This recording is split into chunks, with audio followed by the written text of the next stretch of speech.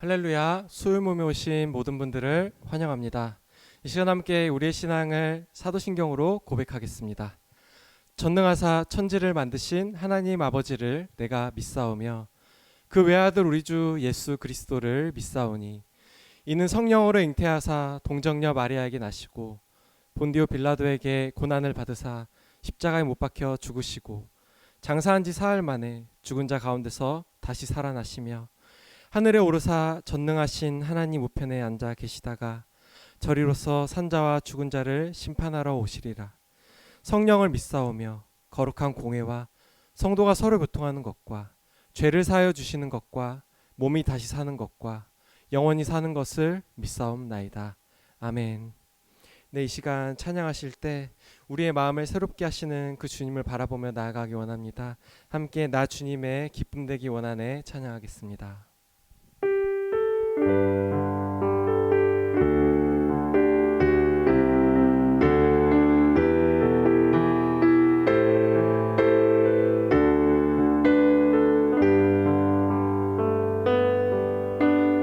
나 주님의 기쁨 되기 원하네. 내 마음을 새롭게 하소서. 새 부대가 되게 하여 주사 주님의 빛 비추게 하소서. 겸손히 내 마음 드립니다. 나의 모든 것 받으소서.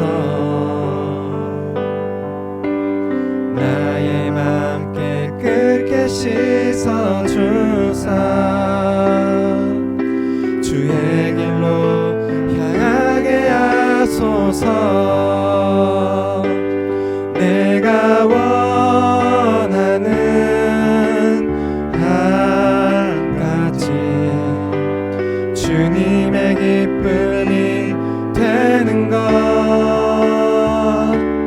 내가 원하는 한 가지 주님의 기쁨이 되는 것.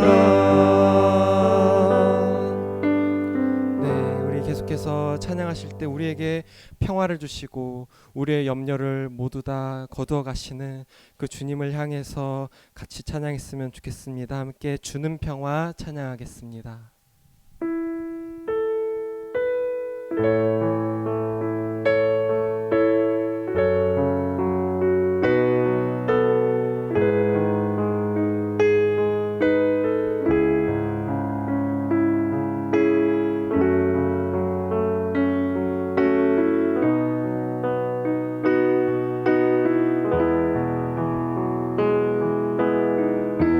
주는 평화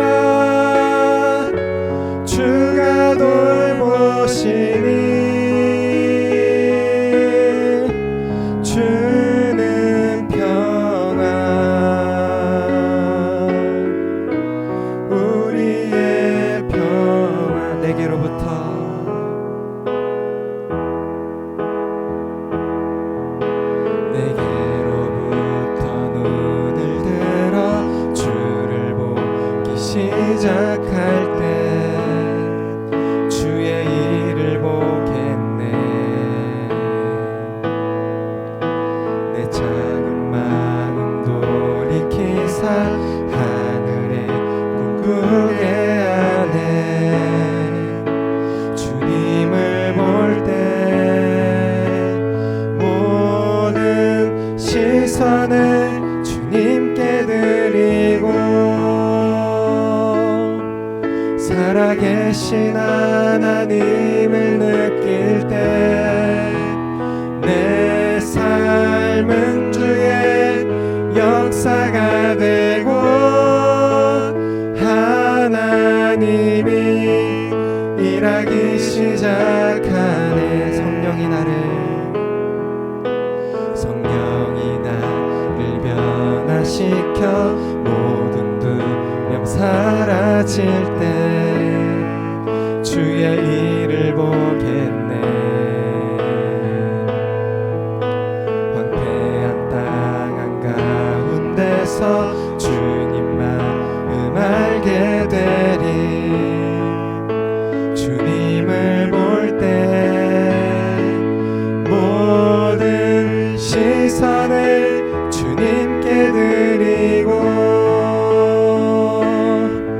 전능하신 하나님을 느낄 때 세상은 주의 나라가 되고 하나님이 일하기 시작. 모든 시선을 주님께 드리고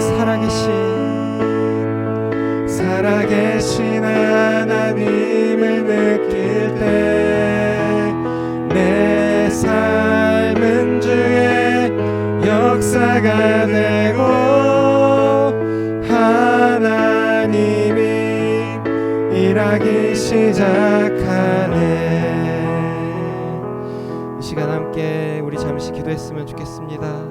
정말로 우리 살아계신 하나님께서 우리에게 역사하실 때 우리의 삶이 변화됩니다. 우리의 마음이 변화됩니다. 그 변화되는 삶들을 우리가 체험하게 해달라고, 우리에게 역사하신 하나님을 우리가 이 시간 배우게 해달라고 이 시간 잠시 기도하시겠습니다. 하나님 저희의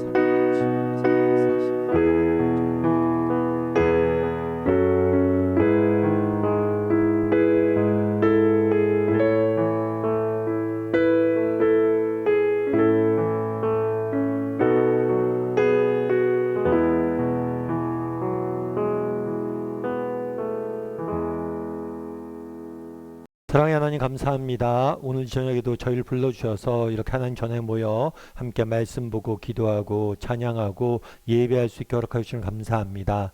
오늘 이 모임을 하나님께서 기뻐 받아주시고 또 모임을 통해서 하나님이 주시는 그런 위로와 능력을 맛볼 수 있는 시간들 될 수 있도록 주여 붙잡아 주시옵소서.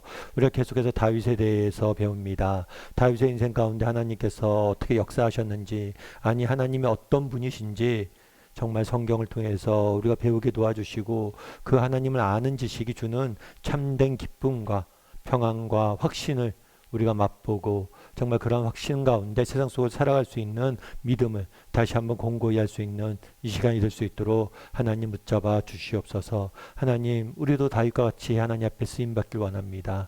아니 정말 하나님, 정말 다윗과 같이 하나님이 기뻐하시는 마음을 가진 사람들이 되길 원합니다. 우리를 불쌍히 여겨주시고 다시 한번 성령의 은혜를 베풀어 주셔서 우리도 다윗처럼 하나님 앞에 정직히 쓰임받는 사람들 다 될 수 있도록 하나님 붙잡아 주시옵소서. 하나님 마칠 때까지 함께할 줄 믿사오며 모든 말씀 예수님의 이름으로 기도드립니다. 아멘. 이 시간에 옥하는 목사님 다락방 교재죠. 다윗 24과 성전 건축을 준비하다 라는 제목을 가지고 역대상 22장 1절부터 19절 말씀을 같이 한번 살펴봤으면 좋겠습니다. 우리가 계속해서 사무엘 하를 쭉 배우고 있었는데 왜 갑자기 역대상에 등장을 하느냐라고 생각할 수 있겠죠. 그런데 이게 뭐냐면 사무엘 상하나 그 다음에 역대상하, 이것은 똑같은 이야기를 기록해 놓은 거예요. 똑같은 이야기를 기록해 놨는데 약간 시각이 달라요. 좀 시점이 약간 다른데 좀 다른 사건을 이렇게 기록해 놓은 거죠.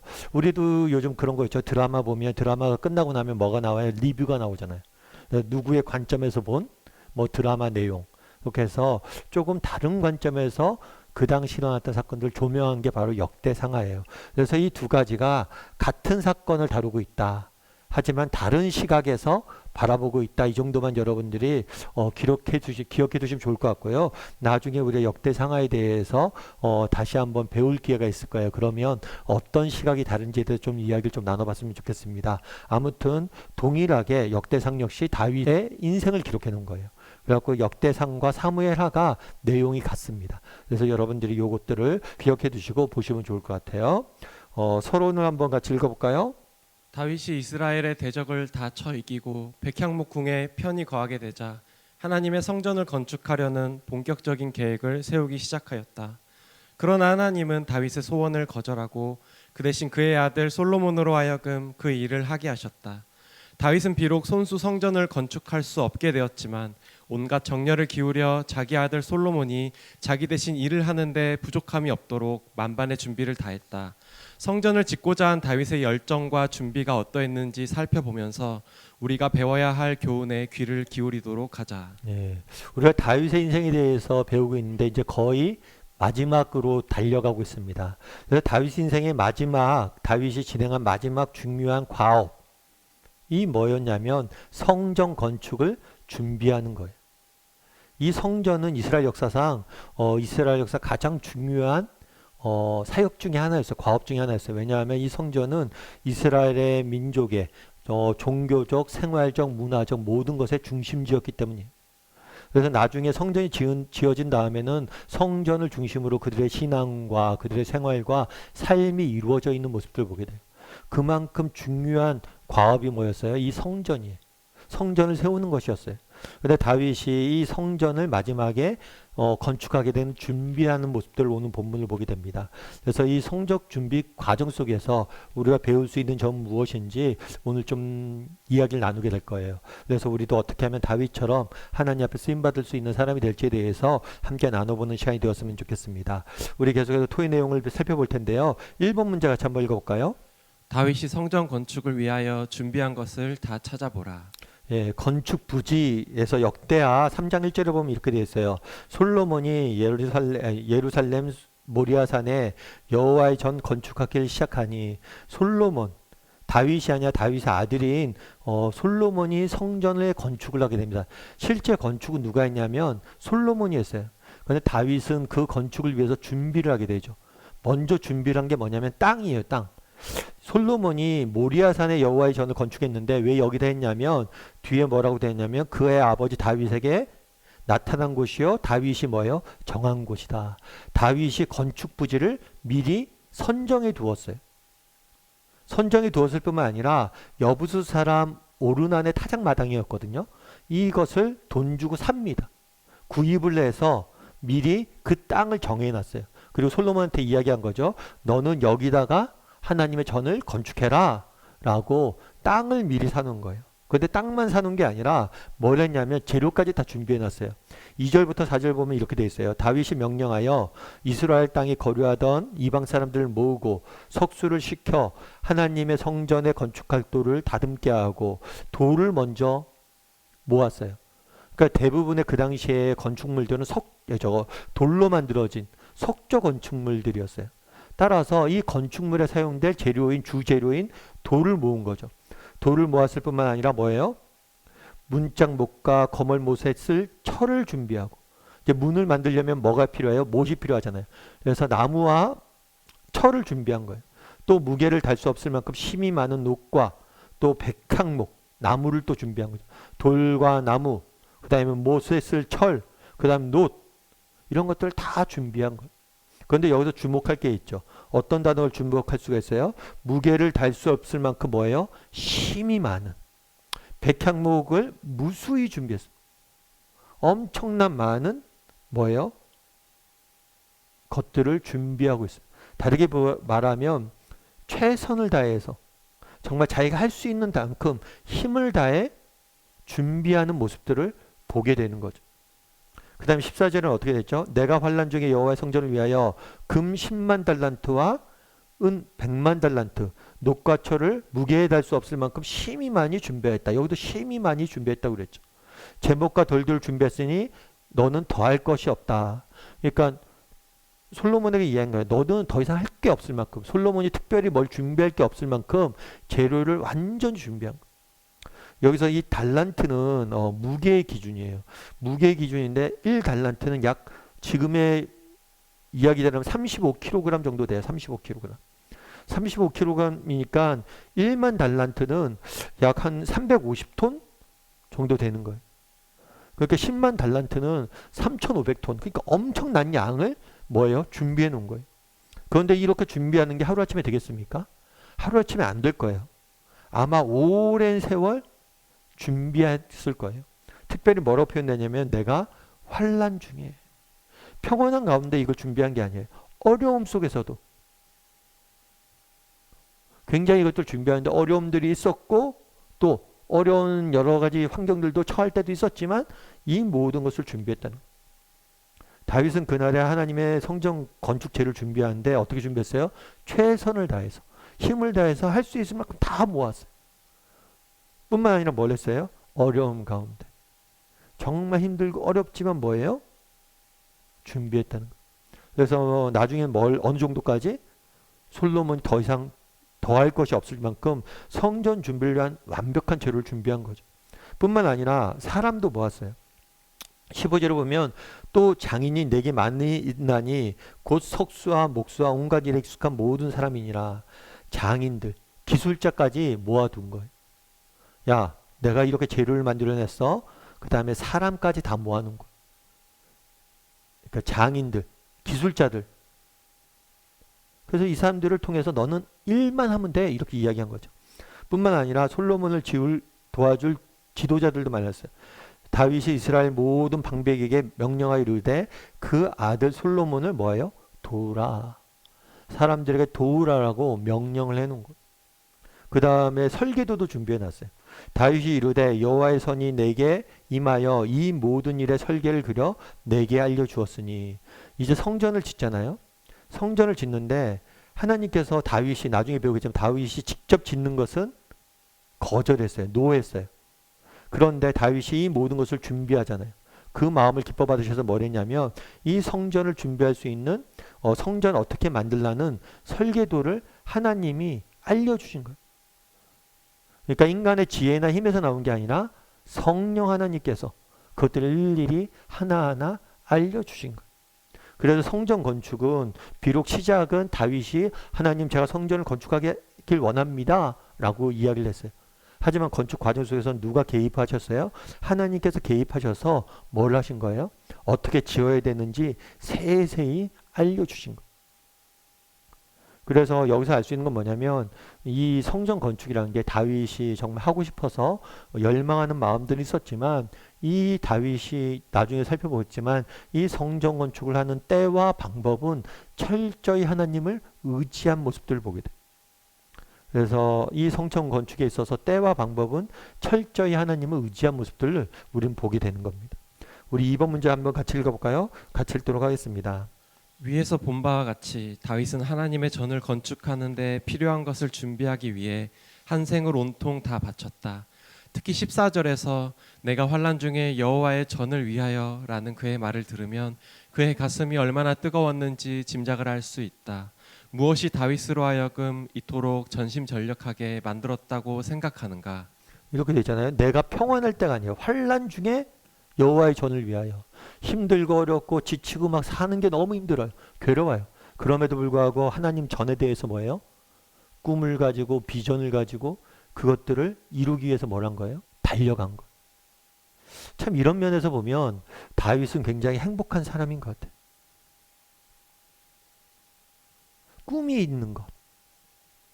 정말 그에게는 어렵고 힘든 날들도 있지만 그런 힘들고 어려운 날들, 그런 날들에도 정말 그가 꿈 없이 잠들진 않았던 거예요. 어쩌면 이런 꿈들이 있기 때문에 뭘 한 거예요? 그 힘들고 어려운 날들을 이겨낼 수 있는 거죠. 그럼 이 꿈의 본질은 뭐냐? 이 꿈의 본질은 자신을 위한 꿈이 아니에요. 이 꿈의 본질은 하나님 나라, 하나님에 대한 꿈을 꾸고 그것들에서 사로잡혀 있었던 거예요.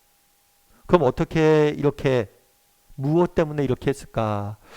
사무엘하 7장 2절은 사실은 오늘 부분에 안 나왔어요. 근데 우리가 예전에 배웠기 때문에 다시 한번 보면 좋을 것 같은데, 왕이 다윗이 이야기한 거예요. 나단에게 뭐라고 얘기했냐면, 내가 백양목 궁에 살거든 하나님의 계획은 뭐예요? 휘장 가운데 있도다. 나는 너무 좋은 집에 사는 거예요. 그런데 하나님을 위한 집은 없는 거예요. 그걸 보고 너무 안타까운 마음이 든 거예요. 그래서 이 성전을 건축하기 시작한 거죠. 신명기 10장 12절에 보면 이렇게 됐어요. 이스라엘아, 내 하나님 여호와께서 내게 요구하는 것이 무엇이냐? 곧 내 하나님 여호와를 경외하며 그의 모든 도를 행하고 그를 사랑하며 마음을 다하여 뜻을 다하여 내 여호와를 섬기는 것. 하나님을 경외하고 마음을 다하여 뜻을 다하여 여호와를 섬기는 것. 그를 사랑하는 것. 다윗이 이렇게 했던 이유는 뭘까? 왜 이렇게 성전을 지으려고 노력을 했을까? 그것은 사랑이에요. 그 마음에 정말 하나님에 대한 사랑, 하나님 나라에 대한 사랑, 이런 것들이 가득하니까 정말 그렇잖아요. 내가 정말 사랑하고 좋아하는 사람이 정말 더 잘 되길 바라는 게 우리의 심정이잖아요. 그런 마음으로 정말 내가 하나님을 사모하고 하나님의 정말 그 나라를 사모하다 보니까 그 하나님의 나라를 세우고자 하는 그 열정들이, 성전을 짓고자 하는 열정들이 가득했던 거죠. 그래서 정말 하나님에 대한 사랑으로 비롯된 뭐예요? 하나님 나라에 대한 꿈, 이것들에 사로잡혀 살았던 것 같아요. 우리 3번 문제 같이 한번 읽어볼까요? 하나님을 향한 다윗의 마음과 당신의 마음을 비교할 때 무엇이 다르다고 생각되는지 말하라. 네. 한번 생각해 보죠. 정말 다윗이 가졌던 이 하나님을 향한, 하나님을 사모하고 하나님 나라를 꿈꾸는 그런 마음과 우리 자신의 모습은, 우리에게도 이런 꿈과 마음이 있는지 한번 돌아볼 필요가 있는 것 같아요. 요즘 TV를 보면 요즘 TV에 트로트 가수들이 그렇게 많이 나오더라고요. 그래갖고 왜 트로트 가수들이 이렇게 많이 나오나 했더니만 TV의 주 시청 고객들이 많이 바뀌었대요. 예전엔 TV를 온 가족이 함께 모여서 봤잖아요. 근데 지금은 거의 이제 젊은 아이들은 TV를 보지 않아요. 그래서 어떤 경우는 어떤 대학생 같은 경우에는 KBS가 뭔지도 모른다고 그러더라고요. KBS는 공영방송국이잖아요. 채널 뭐 7번하고 9번 갖고 있는. 그런데 TV를 워낙 안 보니까 KBS가 뭔지 MBC가 뭔지도 모른대요. 유튜브나 이런 것만 보는 거죠. 그래서 주로 TV를 누가 보냐면 50대, 60대밖에 TV를 요즘 보지 않는데. 그러다 보니까 TV 음악 프로그램이나 이런 것도 5, 60대가 좋아하는 그런 가수들이 나온다는 거예요. 그리고 TV 트로트 가수들이 많이 나온다고 그래요. 그래서 참, 이게 일리가 있다 이런 생각이 들었어요. 근데 요즘 트로트 가수들이 유행하니까 그런 경우도 있다고 그러더라고요. 어떤 경우가 있냐면 내가 좋아하는 가수들이 있어요. 그럼 5, 60대 대신 이렇게 여성분들이 정말 그 가수의 팬클럽을 결성을 하는 거죠. 그래서 콘서트가 있다 그러면 전국 투어한다 그러면 다 쫓아다니면서 똑같은 색깔, 뭐 가수마다 색깔이 있다고 그러더라고요. 뭐 노란색이면 노란색, 파란색이면 파란색, 옷 입고 풍선 흔들고 그렇게 계속해서 따라다닌다. 그리고 가수의 일거수일투족을, 가수가 오늘은 뭘 하고 또 어디에서 뭐 TV 프로그램에 나오고 그런 거 다 시청하고, 그래서 자기 아들이 뭐 하는지 몰라도 트로트 가수가 뭐 하는지는 안다고 그래요. 그만큼 관심을 가지고 열정적으로 한다는 거죠. 이게 팬심이죠, 팬심. 내가 정말 좋아하는 사람이 있어 보세요. 그럼 그 사람들이 뭘 하는지, 또 그 사람들이 잘 되는 걸 바라잖아요. 인기 가요에 나가서 뭐 정말 순위에 들고 뭐 인기를 끌고 막 이런 마음들이 생기는 게 정상이죠. 그러면 우리가 정말 하나님을 좋아한다면, 정말 내가 트로트 가수를 좋아해도 이렇게 열정적으로 쫓아다니고 열정적으로 그 가수가 잘 되길 바라고, 어떤 사람들은 뭐 자기 사재를 털어서 엄청나게 후원한다고 그래요. 그러면 우리는 어떠냐는 거. 정말 우리가 하나님을 사랑하고 정말 하나님에 대한 열정들이 있다면 정말 하나님 나라를 잘 되고 하나님 나라가 정말 뭐예요? 흥황부흥한 것을 꿈꾸는 게 정상인데, 그런 꿈들을 꾸고 정말 사모하는 마음들이 우리에게 있냐는 거. 다윗이 막 어려운 중에도 환난 중에도 하나님 나라를 꿈꾸면서 막 이렇게 재료들을 모으잖아요. 이 재료들이 한순간에 모아진 걸까요? 수십 년을 거쳐서 열심히 모았던 거죠. 그런데 우리에겐 이런 마음들과 열심이 있냐는 거. 우리에게는 다윗의 마음과 다윗이 가졌던 이런 열심들이 있는지 한번 점검해 볼 필요가 있겠죠. 4번 문제 같이 한번 읽어볼까요? 다윗은 맡겨야 할 일에 비해 아들 솔로몬이 너무 어린 것이 걱정이었다. 그래서 솔로몬이 공사를 하다 어려운 일을 당하지 않도록 있는 힘을 다해 준비를 하였다. 5절을 읽고 다음 두 가지 사실에 대해 대답하라. 5절에 보면 이렇게 되어 있죠. 다윗이 이르되 내 아들 솔로몬은 어리고 미숙하고 여호와를 위하여 건축할 성전은 극히 웅장하여 만국의 명성과 영광이 있게 하려야 할지라. 그러면 내가 이제 그것을 위하여 준비하리라 하고 다윗이 죽기 전에 많이 준비하였더라. 다윗이 성전을 준비했어요. 성전 건축을 준비했어요. 그런데 자기가 이 성전 건축을 준비한 이유가 뭐냐면 첫 번째는 그거죠. 하나님의 전을 사모하는 마음이.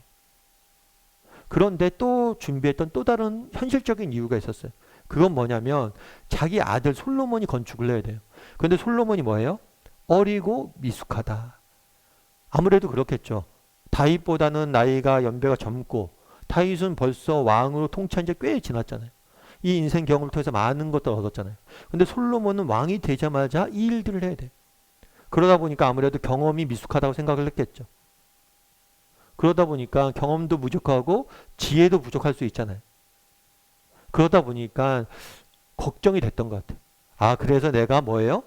준비를 좀 더 많이 해놔야겠다. 그리고 또 한 가지 뭘 얘기했냐면 어리고 미숙해요. 솔로몬이. 반대로 솔로몬이 지금 해야 될 이 성전은 뭐예요?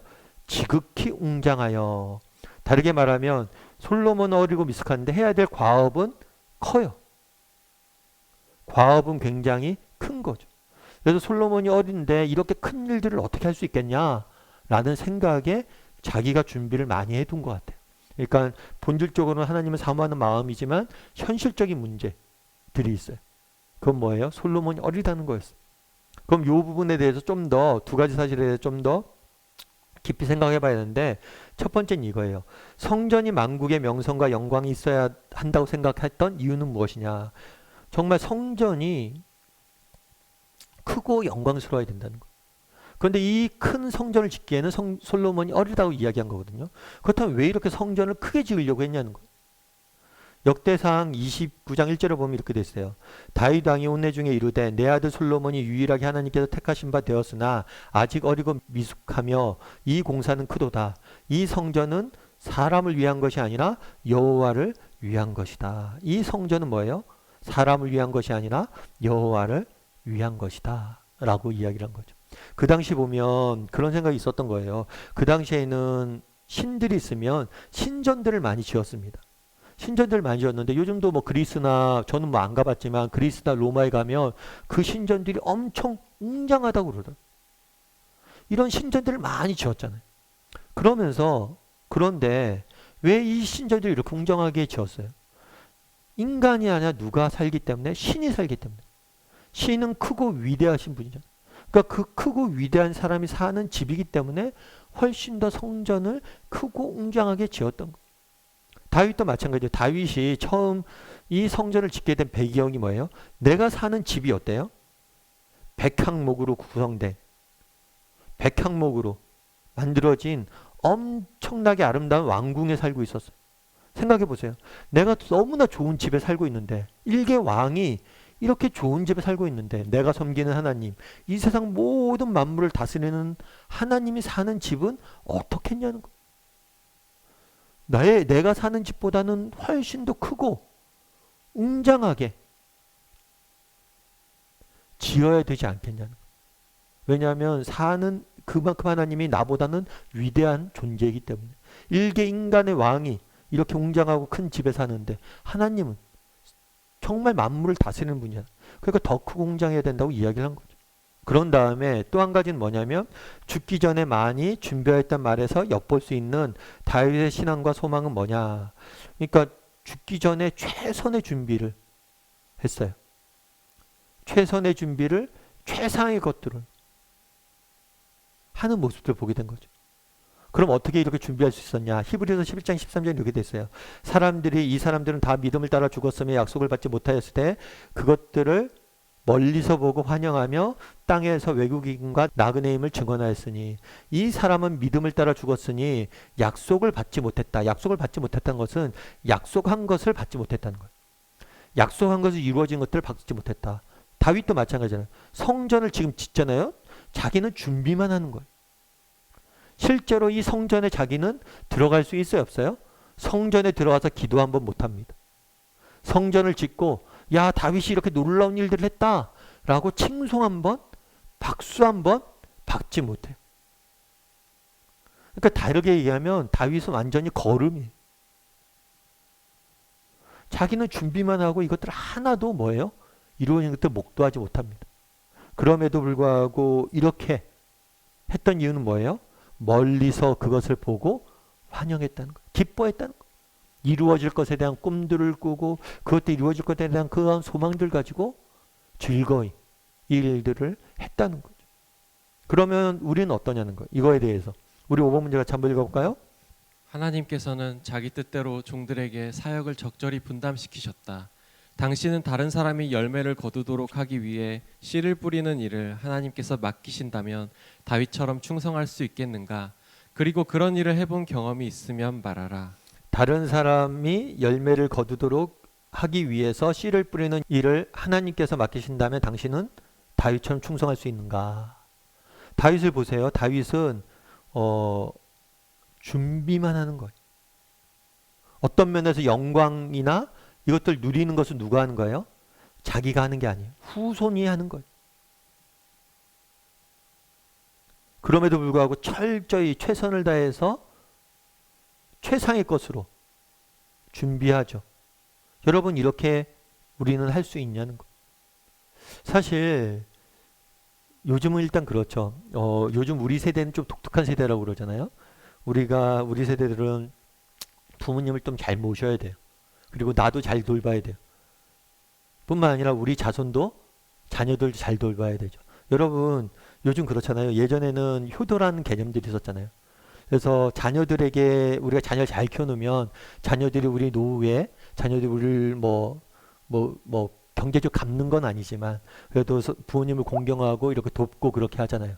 그런데 우리 자녀들이 그렇게 할 수 있을까요? 우리 자녀 세대는 우리가 부모님들 공경하는 것처럼 그렇게 공경 못해요. 아마 자기들 살기도 힘들지 몰라요. 그래서 우리는 우리 부모님들도 잘 공경해야 되고 우리 자녀도 잘 돌봐야 되지만 우리의 미래도 우리 스스로가 책임져야 돼. 그런 면에서 우리가 자녀에게 이렇게 지금 수고하고 헌신하고 자녀를 키우는 거는 뭘 바라는 게 아니죠. 그냥 자녀들이 뭐예요? 잘 되길 그냥 바라서 섬기는 거죠. 뭐 우리가 대가를 바라보고 그런 거 아니죠. 그렇게 헌신하는 거죠. 그저 뭐예요? 사랑으로 주는 거죠. 마찬가지란 거예요. 우리 가정에서 이렇게 자녀들 돌보고 사랑을 섬기잖아요. 그러면 우리 가정과 우리 자신뿐만 아니라 교회와 정말 다른 사람을 위해서 정말 빚도 없이 영광도 없이 내가 어떤 걸 누릴 거에 대한 기대도 없이 기대나 뭐 영광이나 이런 거 없이 우리도 섬길 수 있는 사람이냐는 거예요. 그런 것들을 해본 경험이 있냐는 거예요. 한번 이 부분에 대해서 이야기를 좀 나눠봤으면 좋겠어요. 제가 예전에 청년부 때 이렇게 여름에 수련회 갔는데 수련회 어디로 갔냐면 보통은 이제 그때 당시에는 뭐 수련회를 국내에 많이 다녔는데 제가 청년부 때 제가 총무를 할 때가 있었어요. 총무를 할 때 그 회장이 동기였는데 사실 그때 제가 믿음이 별로 안 좋았어요. 그런데도 그 회장이 내가 친구라는 이유만으로 저를 총무시킨 거죠. 그런데 해외에 이제 단기 선교를 가기로 한 거예요. 필리핀에. 그래서 그 당시에는 그런데 우리 청년부 아이들이 뭐 그렇게 풍요로운 지역도 아니었고 다 가난하고 고시원생이고 돈이 얼마 없었어요. 그런데 해외 선교 나가려니까 사실은 뭐예요? 여기 돈이 좀 많이 드는 거예요. 돈이 많이 드는 거라서 그럼 어떻게 할까 이렇게 고민하자. 야 걱정하지 마라. 나를 위해서 기도해라. 내가 이번 1학기 때 장학금 받으면 장학금 온전히 선교비에 내가 헌신한다. 투자한다. 그래서 전액 성적 장학금 받기 위해서 기도해라. 내가 공부 열심히 할게. 이렇게 하고 막 그런 식으로 하면서 준비를 했어요. 장학금 받았을까요? 예, 못 받았습니다. 장학금 못 받았는데 아무튼 그렇게 해서 뭐 힘들게 막 준비를 했죠. 준비를 하는데 한 번은 어떤 형이 오더라고요. 형이 저한테 와서 야 승원아 내가 이번에 수련회 못 가는데 대신에 내가 나 대신 2명 후원할 생각이야. 그래갖고 그 형이 자기가 모은 용돈 모은 거 가지고 와서 저한테 주더라고요. 이걸로 어려운 사람 2명 데리고 가라고. 그렇게 해서 그때 제가 되게 많이 느꼈던 게 뭐냐면 그 당시에는 돈도 없고 이게 굉장히 수련회 해외로 간다는 게 되게 어려운 일이었어요. 돈도 부족하고. 그런데 정말 그렇게 후원하신 분들이 너무 많았어요. 야, 내가 못 가니까 다른 사람 보내라. 그러면서 정말 드러나지 않게 돈을 후원한 분들이 되게 많았어요. 참 그러면서 제가 저 형들 진짜 참된 신앙인이구나 이런 생각들이 되게 많이 들었어요. 자기가 가서 누리는 게 아니잖아. 근데 이름도 없이 빚도 없이 후원하는 거죠. 미국에 보면 찰스 핀이라는 분이 계세요. 이분은 2차 부흥운동을 이끌었던 그런 목사님이세요. 그런데 이 목사님이 여러 곳을 다니면서 뭘 했냐면 이렇게 부흥회도 하고 집회도 하고 막 그랬어요. 그런데 이 목사님이 가시기 전에 어떤 A라는 도시에 가잖아요. 이 도시에 가서 부흥회를 하기 전에 꼭 누가 갔냐면 다니엘 내쉬라는 분이 미리 가요. 2, 3주 전에. 그래서 뭘 하냐면 이곳에 가서 기도합니다. 중보기도하는 거예요. 이곳에 앞으로 집회가 있는데 이 집회를 위해서 중보기도하고 이 사람은 또 딴 교회, 딴 지역을 가는 거예요. 미리 가서 기도만 하는 역할들을 하는 거예요. 사실 많은 사람들이 찰스 피니를 기억하지만 이 사람은 기억도 못해요. 그렇죠. 부흥회 할 때 막 찰스 피니 보러 오고 막 저기 하는 거. 그런데 이 사람은 기억도 못해요. 하지만 이름도 없이 빚도 없이 그곳에 기도하는 거. 참 이런 게 쉬운 게 아니죠. 그래서 이런 부분들에 대해서 여러분 한번 이야기를 나눠보세요. 나는 그런 경험들이 있나? 근데 우리 교회는 그런 사람 분들이 많아요. 제가 생각. 정말 드러나는 것. 여러분 드러나는 것 저희가 아까 총무했다고 그러잖아요. 그때 총무가 좀 드러나요. 왜 그런데 저를 총무시켰을까요? 그 당시에 믿음이 제일 어렸기 때문이에요. 저희 동기들 중에서. 야, 그래도 제가 믿음이 제일 어리니까 좀 드러나는 데서 박수도 받고 그러면 믿음도 성장하지 않겠냐. 그리고 믿음 좋은 사람들은 뒤에서 기도하고 뒤에서 돕는 일로 다 빠지는 거예요. 우리는 드러나지 않아도 되니까. 그게 성숙의 지표인 거죠. 우리 교회도 그런 사람들이 얼마나 많아요. 정말 교회 내 다양한 사역들이 있잖아요. 보이지 않는 것에서 정말 섬기고 또 귀에서 기도하시는 분들이 얼마나 많아요. 도서관 사역을 위해서 기도하고 어떤 사역들을 위해서 기도하고 여러분 정말 드러나는 것 그런 것들은 조금 신앙이 어린 사람들이 영광받아도 되잖아요.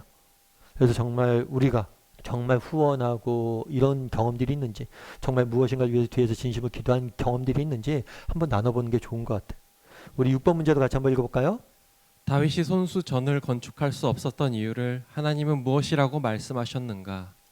여호와의 말씀이 내게 임하여 이르되 너는 피를 심히 많이 흘렸고 크게 전쟁하였으니 내가 내 앞에서 땅에 피를 많이 흘렸은즉 내 이름을 위하여 성전을 건축하지 못할지다. 그러니까 여기서 다윗이 그때 성전 건축하려고 그랬어요. 하나님 막으셨어요. 그 이유가 뭐냐면 피를 많이 흘렸고 전쟁을 많이 하였다. 이 뭐 사실 이 전쟁이란 게 뭐 개인을 위한 전쟁은 아니잖아요. 나라를 위한 전쟁이었잖아요. 그런데 왜 이게 문제가 될까? 이거는 사실은 피를 많이 흘렸기 때문에 안 된다는 게 아니라 역할이라는 거예요. 역할. 뭐냐면 그 당시에 다윗에게 맡겨진 역할은 뭐예요? 나라의 튼튼히 나라의 대적들을 물리치고 나라의 평안을 가져오는 것. 평안을 가져오는 것에 는 것이 다윗의 역할이었다는 거예요.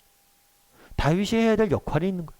다윗은 이 나라를 평안하게 나라의 기초 초석을 놓는 일들을 다윗이 하는 거고 그것이 정말 나라가 그렇게 다윗이 전쟁을 해서 나라를 평안을 평화를 가져오면 그 다음에 누가 하는 거예요? 솔로몬이 하는 거예요. 그러니까 이것은 단순히 다윗이 부족하다는 게 아니에요. 부족해서 그런 게 아니라 뭐예요? 역할이 다른 거. 이게 모든 교회 일들이 마찬가지. 여러분 우리가 어떤 사람들이 부족해서 A라는 일을 못하고 어떤 사람이 더 잘나서 A라는 일을 하고 이런 게 아니에요. 다르와 맡은 역할들이 있는 거예요. 다윗에게 이야기한 거예요. 너의 역할은 그것이 아니란 거예요. 또한 이것은 다윗에 대한 배려예요. 다윗에게 너무 많은 짐들을 주지 않으신 거예요. 전쟁해야 돼요. 전쟁하는데 성전까지 건축하려고 해보세요. 성전 건축하는 게 얼마나 큰 일이에요. 그러니까 너무 많은 짐들을 주시지 않은 거죠. 근데 중요한 건 역할이 있다는 거 각자가. 우리가 이것들 잘 알아야 돼요. 각자의 역할이 있다는 걸 알아야 돼요. 그리고 7번 문제 같이 한번 읽어볼까요? 하나님은 솔로몬이 평강의 사람임을 많이 강조하시는 것을 볼 수 있다. 성전 건축을 하는 자가 평강의 사람이어야 하는 이유가 무엇인지 한번 생각해 보라. 여기서 솔로몬은 이렇게 이름의 뜻도 평화예요. 평화. 평화고 이 평화라는 단어는 솔로몬의 단어는 우리가 쓰는 샬롬에서 나온 단어예요. 샬롬. 샬롬은 평안이에요. 평안. 그런데 이 평안은 누가 주시는 거예요? 하나님이 주시는 거예요. 하나님이 주시는 평안으로부터 오는 샬롬. 이 평화의 사람이었다는 거죠. 그래서 평강의 사람을 강조하는 이유는 뭐냐면 결국에 그런 거예요. 앞서 얘기했던 것처럼 하나님의 성전은 언제 지어지길 원했던 거예요? 전쟁 중이 아니라 평안한 가운데. 이 평화가 이루어진 가운데 뭐예요? 이 성전을 건축하길 원하는 거예요. 그래서 이렇게 돼 있죠. 보라, 내 아들이 내게서 나리니 그는 온순한 사람이라 내가 그로 주변 모든 대적에게서 평온을 얻게 하리라. 하나님께서 다윗 평안을 얻는 시기를 만들어줄 거예요. 평화의 시대가 열릴 거라는 거예요. 그랬을 때 뭘 하라는 거예요? 이제 성전을 건축하라는 거예요. 그래서 앞서 얘기했던 것처럼 시기마다 시대마다 맡은 역할이 있는 거예요. 그래서 다윗은 하나님의 성전을 건축하려는 열정들과 사모하는 마음이 있었어요. 그런데 때와 방법 역시 뭐예요? 하나님을 따르고 있는 모습들을 보게 돼요. 하나님의 때에 하나님의 방법으로. 그래서 우리가 늘 어떤 일을 하든지 뭘 해야 돼요? 하나님의 때와 방법을 따라야 돼요. 아무리 좋은 일도 뭐예요? 하나님의 때와 방법이 있는 거예요. 8번 문제도 같이 한번 읽어볼까요? 하나님께서 솔로몬에게 하신 약속이 무엇인가? 그가 내 이름을 위하여 성전을 건축할지라 그는 내 아들이 되고 나는 그의 아버지가 될 것이다. 부자관계, 하나님의 아들이 될 것이다. 이렇게 이야기해요.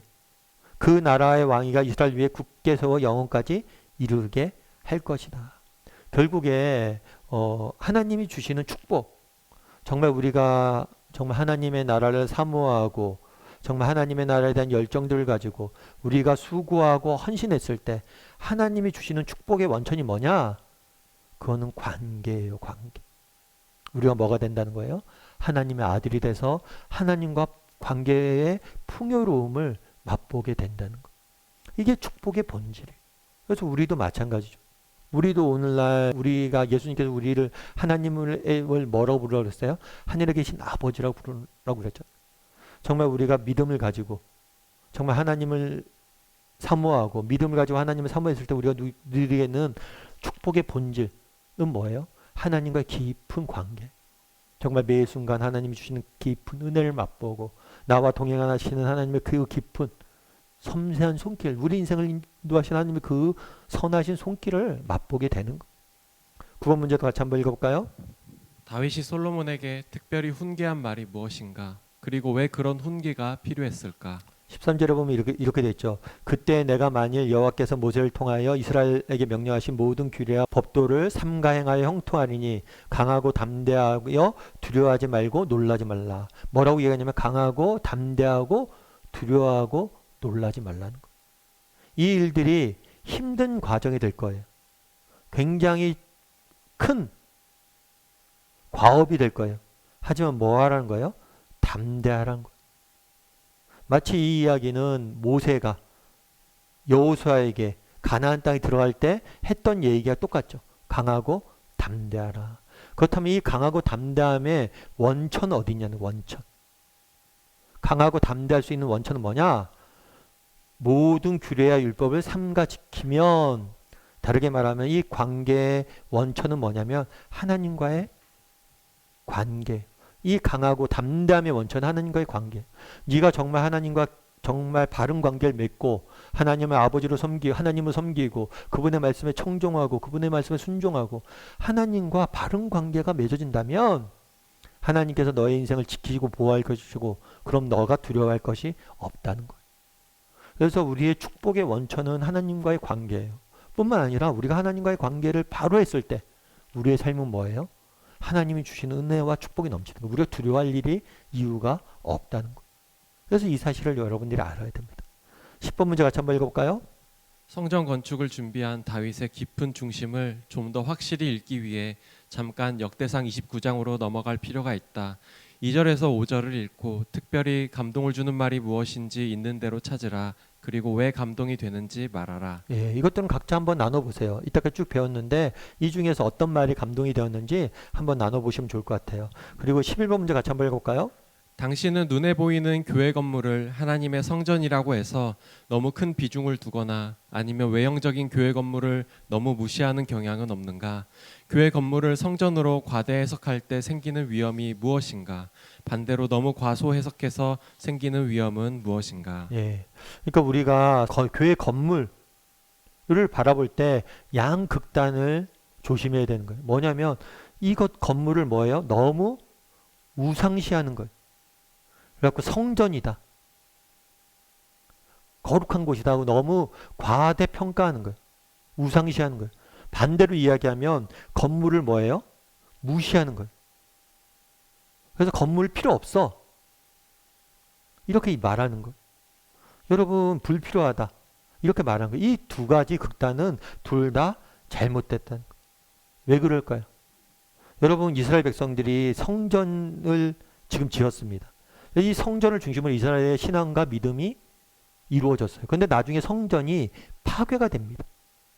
파괴가 됐다고 해서 그들의 믿음과 신앙이 끝났을까요? 아니에요.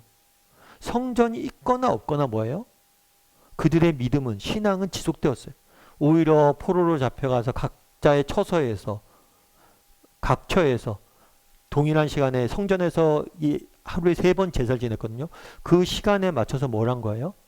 각자의 자리에서 예배하고 기도하고 말씀 받았어요. 그런 면에서 이 성전이 반드시 이곳이 필요하고 이곳이 하나님이 이곳에만 계신 것이 아니에요. 하나님은 어디에나 가시고 반드시 이 건물 자체가 하나님이 계시는 그런 것으로 우상시할 필요는 없어요. 하지만 각처에 터진 사람들이 뭘 지은지 아세요? 회당을 또 만들었어요. 각 지역에서 회당을 만들어서 이 회당에 모여서 예배했거든요. 성전은 사라졌지만, 예루살렘 성전은 사라졌지만 각처에 회당이 생긴 거예요. 그래서 우리가 성전을 우상화해서도 안 되지만 또한 뭐예요? 무시해서도 안 되는 거예요. 우리에게 뭐 너무 거룩하게 성전을 생각하고 그래서도 안 되지만 뭐예요?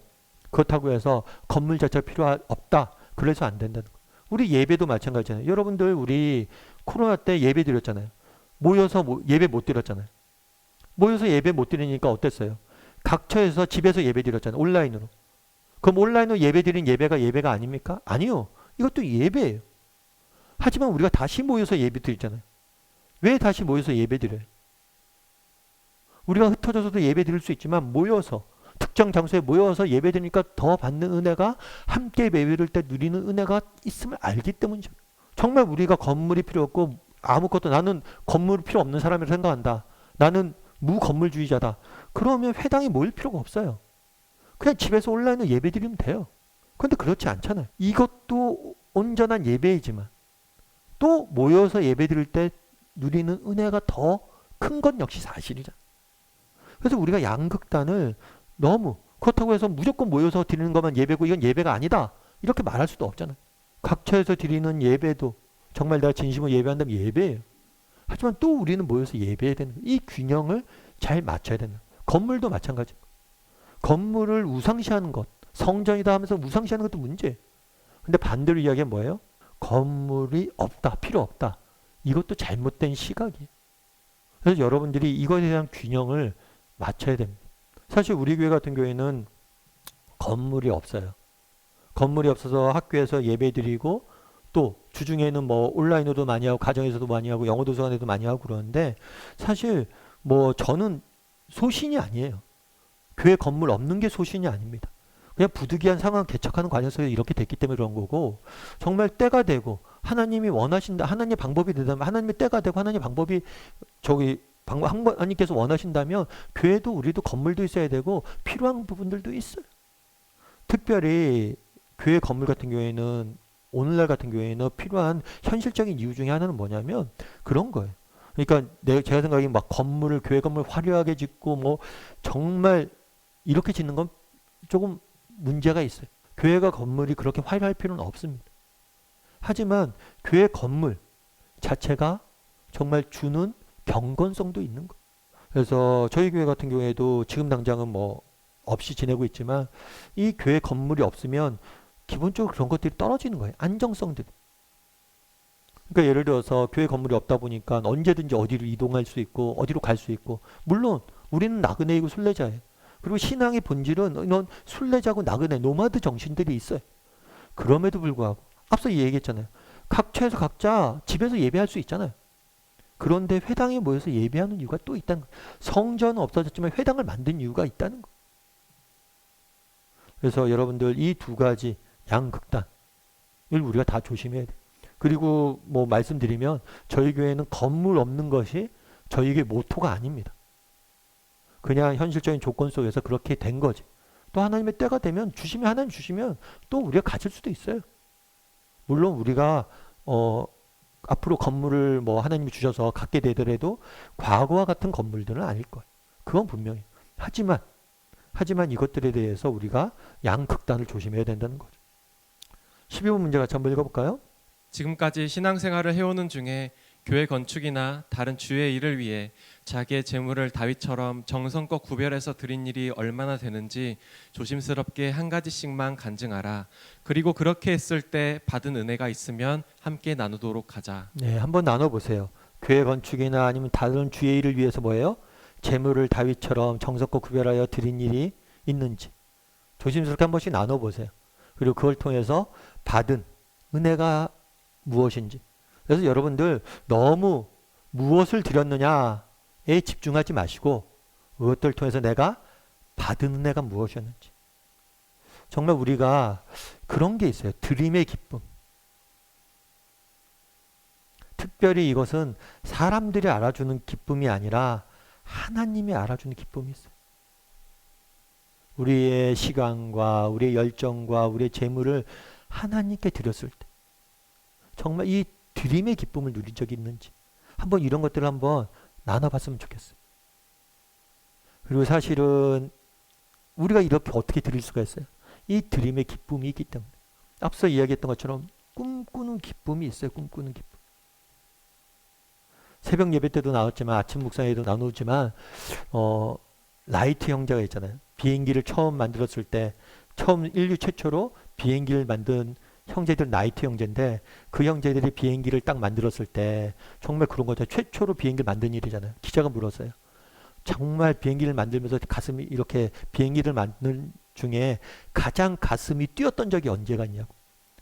그래서 비행기를 이렇게 만들어서 띄었을 때 비행기가 처음 딱 날았을 때 그때 가슴이 얼마나 뛰었냐고 이렇게 물어봤어요. 그랬더니만 그 나이트 형제가 뭐라고 했냐면 저는 정말 제가 가슴이 뛸 때는 비행기를 만들어서 비행기가 떴을 때가 아니라고.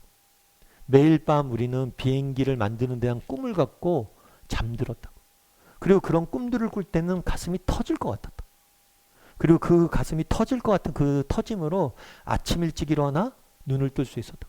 다르게 말하면 정말 그 비행기가 나는 순간보다는 그 비행기를 만들면서 하늘을 나는 꿈을 꾸는 그 시간들이 너무 좋았다는 거. 우리도 정말 다윗이 헌신했다 수고했다고만 이렇게 이야기하잖아요. 그런데 얼마나 기뻤을까. 그가 아까 서두에 얘기했던 얼마나 행복한 사람이었을까. 하나님께 드리면서 하나님 나라를 꿈꾸면서 그 기쁨들 이것들을 통해서 하나님께서 이렇게 일하시겠지라고 꿈꿨을 때 그 꿈꾼. 그래서 여러분도 한번 나눠보세요. 아무튼 이렇게 드렸던 적이 있는가? 그러면서 그때 받았던 은혜가 있는가? 정말 드림의 기쁨과 꿈의 기쁨들을 누린 적이 있는가? 한번 이야기를 좀 나눠보면 좋을 것 같습니다. 이 시간 우리 함께 기도했으면 좋겠는데요. 기도하실 때 오늘 말씀 기억하면서 함께 기도했으면 좋겠습니다. 오늘 우리가 다윗의 하나님 성전 건축을 위해서 준비하는 모습들을 보게 됩니다. 분명히 하나님은 노하셨습니다. 그럼에도 불구하고 기쁘게 그 나라를 꿈꾸며 준비하는 모습들을 보게 됩니다. 하나님 우리에게도 이런 꿈들을 주시옵소서. 하나님 우리에게도 이런 소망들을 우리에게 허락하여 주시옵소서. 정말 하나님 나라에 대한 꿈들을 꾸고 그 꿈들이 주는 은혜를 기쁨들을 맛보고 그 나라를 위해서 헌신할 수 있는 사람들이 되게 해달라고. 정말 우리가 예수를 믿는다고 하는데 정말 내 인생 내 것 내 가정만 돌아보고 그것도 중요한 사명이겠죠. 그런데 정말 하나님 나라를 위해서 꿈 한 번 꾸지 못하고 살아간다면 얼마나 우리가 불행한 인생. 정말 이 땅에 세워질 하나님 나라에 대한 꿈들을 꾸고 그 꿈들로 인해서 기뻐하고 즐거워 내 수고와 헌신을 통해서 우리 자녀들의 믿음들이 성장하고 우리 후손들이 정말 세워질 것들에 대한 꿈들을 꾸고 그런 꿈들을 우리에게도 허락하여 달라고. 다윗이 꿈꿨던 그런 꿈들을 우리에게도 허락하여 달라고. 그리고 다윗처럼 우리도 헌신하는 사람이 되게 달라고. 수고하고 땀 흘리는 사람들이 되게 달라고. 하나님 나라를 위해서 다른 사람들 세워가는 일들을 위해서. 그래서 이 시간 오늘 말씀 기억하면서 각자 느끼고 깨달은 것들 가지고 한 목소리로 같이 기도하도록 하겠습니다. 같이 기도하시겠습니다.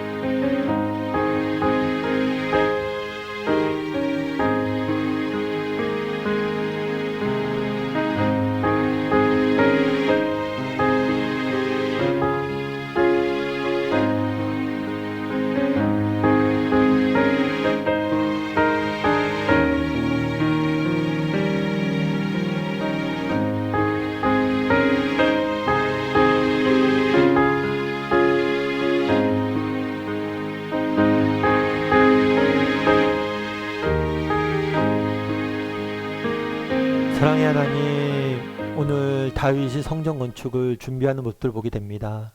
정말 어떤 마음으로 어떤 꿈들을 꾸며 준비했는지 살펴보았습니다. 참 우리도 다윗과 같은 사람이 되길 원합니다. 아니, 다윗이 누렸던 그 행복을 맛보길 원합니다. 꿈꾸는 자만이 누릴 수 있는 기쁨과 행복을 맛보길 원합니다. 우리에게도 하나님 나라에 대한 꿈들을 허락하여 주시옵소서. 우리에게도 하나님의 교회에 대한 꿈들을 허락하여 주시옵소서. 정말 그리하여서 다윗처럼 정말 행복하게 꿈꾸며 우리 인생을 마감할 수 있는 사람들이 되게 도와주시옵소서. 정말 우리 가슴 속에 정말 하나님 나라에 대한 꿈들을 허락하시고 우리의 시선을 정말 내 가정, 내 일에서 눈을 들어 하나님 나라를 바라볼 수 있는 은혜를 우리에게 허락하여 주시옵소서. 아버지 하나님, 다윗이 수고하고 헌신했던 것처럼 우리도 수고하고 헌신하길 원합니다. 그것이 우리의 짐이고 우리의 부담이 아님을 압니다. 정말 우리가 그 수고와 헌신을, 그것이 우리 인생의 참된 기쁨과 만족과 평안과 안식을 주는 것임을 믿습니다. 아니, 우리의 생명에, 우리의 삶에 의미를 부여하고 의지를 부여하는 이름을 믿습니다. 하나님 나라를 꿈꾸고 그것들을 위해 수고할 수 있는, 땀 흘려 수고할 줄 아는 우리 모두가 될 수 있도록 주여 은혜를 더하여 주시옵소서. 오늘도 귀한 은혜 주심 감사드리며 모든 말씀 예수님의 이름으로 기도드립니다. 아멘. 하늘에 계신 우리 아버지여, 이름이 거룩히 여김을 받으시오며 나라의 임하옵시며 뜻이 하늘에서 이루어진 같이 땅에서도 이루어지이다. 오늘날 우리에게 일용할 양식을 주옵시고 우리가 우리에게 죄 지은 자를 사하여 주는 것 같이 우리의 죄를 사하여 주옵시고 우리를 시험에 들게 하지 마옵시고 다만 악에서 구하옵소서. 대개 나라와 권세와 영광이 아버지께 영원히 있사옵나이다. 아멘.